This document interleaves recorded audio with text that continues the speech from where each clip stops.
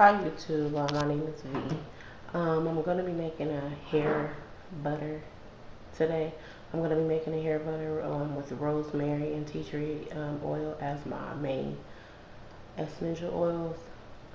It's just basically whipped body butter, and I add the essential oil to promote hair growth and to stop to prevent the thinning of the hair. So this is my first video of YouTube, so bear with me. We'll see how it goes, and depending on how it goes, and I guess the viewers and everything, that'll be dependent on if I make another video. So I'm gonna go ahead and get all of my and things that people will need, and I'll be back. Here are my ingredients. Well, actually, this one isn't. Let me move it out of the way. There are my ingredients: the grapeseed oil, olive oil, shea, coconut oil, and this is the rosemary, and then this is the tea tree oil. So I'm going to break down what everything is and what it's said to be good for. So I'm going to start off with the shea butter. The shea butter is very moisturizing. I know personally for me, I started out using it for my skin, and it's very, very good for my skin. I mean, I've seen the shine in it. Just that's for a whole nother video. But anyway, the shea butter is for hair. It's a shield for the hair. It absorbs in the hair really good, so it doesn't make your pores up there in your hair real clogged up. And it mends split ends. I personally have used shea butter for like a heat protectant before I'm gonna flat iron my hair or get on the blow dryer. And yeah, I know that it's good. Like if you have processed hair and all that, it's good to bring your hair back to life, I would say. So this is shea butter. This is the coconut oil. I have had a couple of people tell me that coconut oil is really good for hair growth, which I did tell you that I'm working on my mom's hair for hair growth, helping her get some hair back at the top. It's really, really thin up there. So the coconut oil, I was told by a couple of people, is really good for hair growth. And also, like when you're getting older and your hair starts coming out because of old age, it helps prevent that, and it slows it down, actually. Another thing that it is good for is it retains moisture in your hair, and it doesn't build dandruff. Another thing that I'm going to be using is grapeseed oil. This is what it looks like. The grapeseed oil, it's an oil, but it's really not greasy. I've applied grapeseed oil before, and it didn't leave my skin all oily. It has a very high content in vitamin E, and it absorbs good in your scalp. And it's also known to make your hair shiny.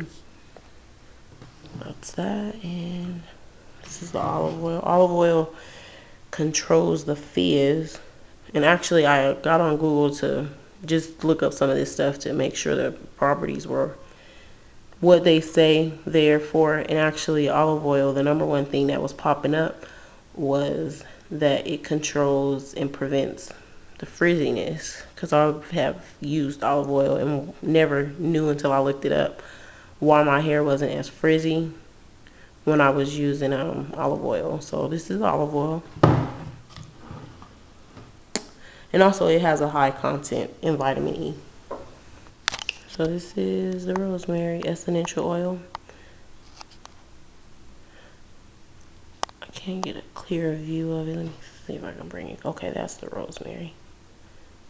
Now, I looked up rosemary essential oil a long time ago. I'm supposed to been did this for my mom, but I'm just now getting to it. So I did look up rosemary oil a long time ago, and it said that it was good promoting hair growth. It makes your hair stronger, and also it slows down hair loss and grayness. I don't know about the grayness, but I'll go for the hair loss. And also it prevents dry scalp, like the flaky scalp. I guess dandruff.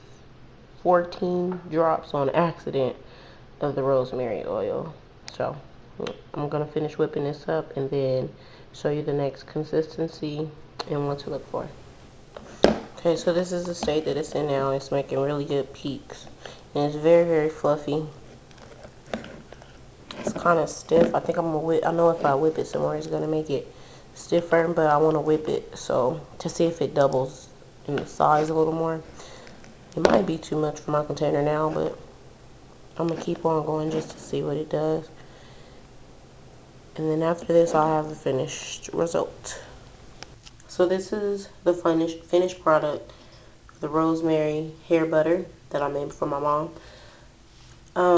The consistency of it is a little runny, and I don't know if, because this is, again, like I said, it was coconut oil based as like my main oil or butter, I'll say. And I don't like it because it's like runny. It has like a little fluff ball in the middle, and then on the sides it's runny.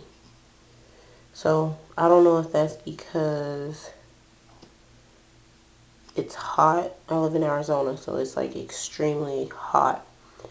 And we have the air on in the house, but I'm thinking maybe because like the room temperature is, I don't know what the problem is, but it's runny. And I don't know if it's coconut oil, because if it's because of the coconut oil, because this is some shea butter which has coconut oil in it, just not as much.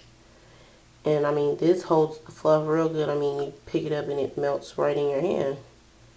So this is the coconut oil over here. So I'm just, I guess, I don't like that it's runny on the outside. My mom doesn't care because she just wanted to see if she'll get some hair growth. She doesn't care if it's runny, thick, medium. She doesn't care. She just wants it made up for her hair. But me being the one made it, I would have liked it to come out a little better. But yeah, this is it. Oh, and a tip. I was looking on someone's page. I don't know who it was, but someone did mention when making, because I do make soap on the side as well, but when making like the soap and shea butters and everything, a good thing to clean my utensils, measuring cups, etc., is apple cider vinegar. Now, I've known apple cider vinegar to use to clean a lot of things, but I guess because of its acid in it, it gets everything off. And I absolutely like that because I just put all my stuff in it and let it set throughout the night, and the next morning I wash it. So that's a little tip. And goodbye.